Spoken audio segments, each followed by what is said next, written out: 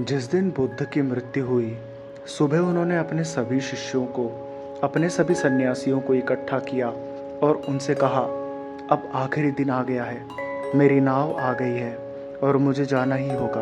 और ये सब मेरी एक सुंदर यात्रा रही है, एक सुंदर एकजुटता रही है। यदि आपके पास पूछने के लिए कोई प्रश्न है तो आप पूछ सकते हैं, क्योंकि अब मैं आपके लिए शारीरिक रूप से उपलब्ध नहीं रह पाऊंगा। शिष्यों पर एक महान सन्नाटा सा छा गया, एक महान उदासी छा गई और बुद्ध ने हंसते हुए कहा, दुखी मत हो, क्योंकि मैं तुम्हें बार बार यही सिखाता रहा हूँ। जो कुछ भी शुरू होता है वो समाप्त होता है। अब मैं तुम्हें अपनी मृत्यु के द्वारा भी सिखाता हूँ, जैसा कि मैं तुम्हें अपनी मृत्यु के माध्यम से हमेशा से सिखाता रहा हूँ। जिंदगी, मैं तुझे अपनी मौत से भी सिखाऊं। कोई भी सवाल पूछने की हिम्मत नहीं जुटा सका। अपने पूरे जीवन में उन्होंने हजारों प्रश्न पूछे थे और ये कुछ भी पूछने का क्षण नहीं था और उनका मन भी नहीं था। वे रो रहे थे और चिल्ला रहे थे। तो बुद्ध ने कहा, अलविदा, यदि आपके पास कोई प्रश्न नहीं है तो मैं चला जाता हूँ। वो पेड़ के नीचे आंखें बंद करके बैठ गए, वो शरीर से गायब हो गए।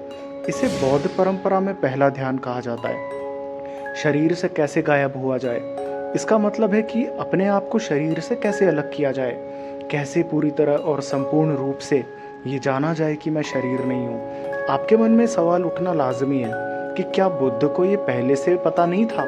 वो इसे पहले से जानते थे, लेकिन फिर बुद्ध जैसे व्यक्ति को कोई उपकरण बनाना पड़ता है ताकि उसका थोड़ा सा हिस्सा शरीर से जुड़ा रहे, अन्यथा वो बहुत पहले ही मर गए होते, 42 साल पहले ही मर गए होते। जिस दिन उन्हें ज्ञान की प्राप्ति होती है उस दिन उनकी मृत्यु भी हो सकती थी। करुणावश उन्होंने एक इच्छा पैदा की, लोगों की मदद करने की इच्छा। ये एक ऐसी इच्छा है जो शरीर से जोड़े रखी। उन्होंने लोगों की मदद करने की इच्छा पैदा की। मैंने जो कुछ भी जाना है मुझे उसे साझा करना है, मुझे उसे बांटना है। यदि आप साझा करना चाहते हैं तो आपको मन और शरीर का उपयोग करना ही पड़ेगा। ये छोटा सा हिस्सा जुड़ा रह गया। अब वो इस छोटी सी जड़ को भी शरीर से काट देते हैं, वो शरीर से अलग हो जाते हैं। पहला ध्यान पूरा हुआ, शरीर छूट गया। फिर दूसरा ध्यान मन का, मन भी गिरा दिया। उसने बहुत पहले ही मन को त्याग दिया था, स्वामी के रूप में उसे हटा दिया, परंतु सेवक के रूप में उसका अभी भी उपयोग किया जाता था। अब इसकी नौकर के रूप में भी जरूरत नहीं है। ये पूरी तरह से गिरा दिया गया, पूरी तरह से हटा दिया गया। और फिर आता है तीसरा ध्यान, उन्होंने अपना हृदय भी गिरा दिया। अब तक उनकी आवश्यकता थी, वो अपने हृदय से कार्य कर रहे थे, अन्यथा करुणा संभव हो ही नहीं सकती। वो तो हृदय था, अब वो हृदय से भी जुदा हो गए। अब ये 3 ध्यान पूरे हो जाते हैं तो चौथा घटित होता है। वो है कि अब वो कोई व्यक्ति ही नहीं है, कोई रूप ही नहीं है, कोई लहर नहीं है। वो समुद्र में गायब हो जाता है, वो बन जाता है और हमेशा से था, जिसे वो 42 साल पहले जानते थे, लेकिन लोगों की मदद करने के लिए किसी तरह से वो देरी कर रहे थे। पर अब मृत्यु ध्यान में एक ज़बरदस्त प्रयोग है और ऐसा कहा जाता है कि बहुत से लोग वहाँ मौजूद थे। बस उसे देखते हुए धीरे धीरे सबसे पहले उन्होंने देखा कि शरीर अब पहले जैसा नहीं रहा।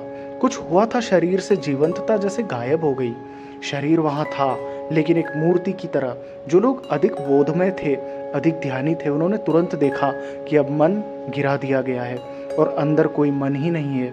जो लोग और भी अधिक बोधमय थे वे देख सके कि हृदय समाप्त हो गया है। और जो लोग वास्तव में बुद्धत्व के कगार पर थे, बुद्ध को गायब होते देखकर वे भी गायब हो गए।